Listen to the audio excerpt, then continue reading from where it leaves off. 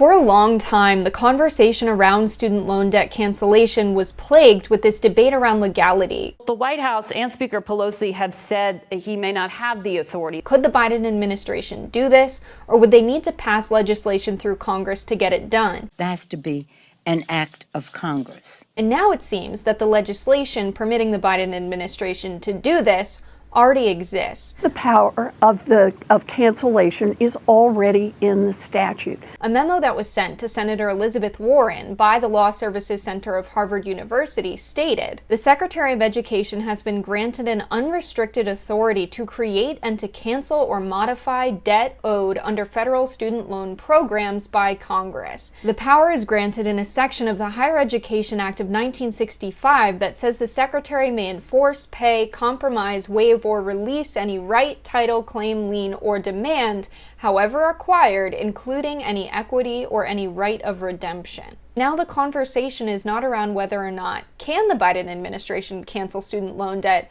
it's whether or not they should. We frequently hear this argument, what about the people who have already paid off their student loans? And that's a good point. Those people gave up hours of their life to work to pay off those loans. It doesn't have to be a race to the bottom like some people think it is, who want others to suffer because they've suffered. And we can pursue some kind of policy solution like a tax credit for those people in the amount that they borrowed so they're not left high and dry. But we also hear some ridiculous arguments like we shouldn't be paying off rich people's loans, and that's an easy one to take because rich people don't have student loans. They didn't take out money, especially at this interest rate, to go to school. We can't get no student loan cancellation, but we got billions of dollars to bail out these corporations. We also have people saying outlandish things like canceling this amount of debt would collapse the economy, and that's just not true. Economists at the Levy Economics Institute conducted research on the macroeconomic effect of student loan debt cancellation, and they found this would have a meaningful stimulus effect, especially when it comes to GDP growth and employment. And so it's the right thing for Biden to do, and he should do it ahead of the midterms if he wants to get the youth vote. Not only are boomers the most vocal about not wanting to cancel student loan debt, but a lot of boomers qualify for free education. Publicly providing higher education is the right thing to do from a policy perspective.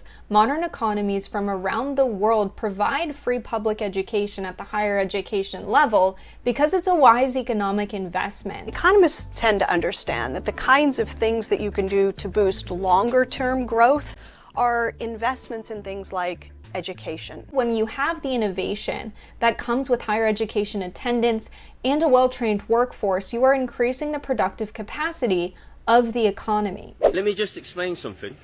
So this land here, there, this is Nicaragua. You see over there in the distance? That is Honduras. This is considered a socialist country. That is considered a capitalist country. This is considered an enemy of the United States. That is considered an ally of the United States.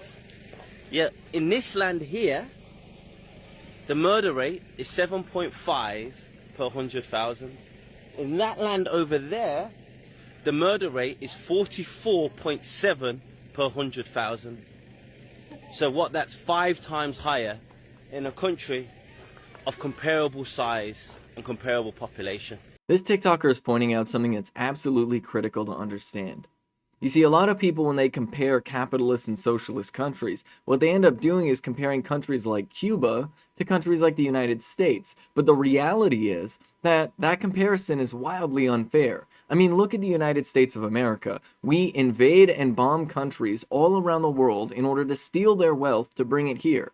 So of course the United States is going to be one of the richest countries in the world because we've been spending all of our existence plundering from the world in order to reap the benefits of imperialism. But if you look at countries that are in comparable conditions and whether or not they're socialist or capitalist, you'll see a very stark difference. You'll see that countries that embrace socialism and attempt an effort to actually benefit the working class people of their country do far better than the countries that choose to ally with the United States and adopt capitalist systems. Just look at the difference between Haiti and Cuba. In Cuba, they have longer life expectancies and higher literacy rates than even the United States of America. And you compare that to Haiti that has been not only the victim of colonialism, but also the United States has had a significant role, as well as France having a significant role in the internal economy and inner workings of Haiti, to the point where they have a capitalist system today. And Haiti is in a far worse economic position. They're in a far worse position in terms of healthcare, far worse position in terms of the democracy that they have than Cuba is. The government of Cuba enjoys wide popular support within the country because of healthcare projects, literacy projects,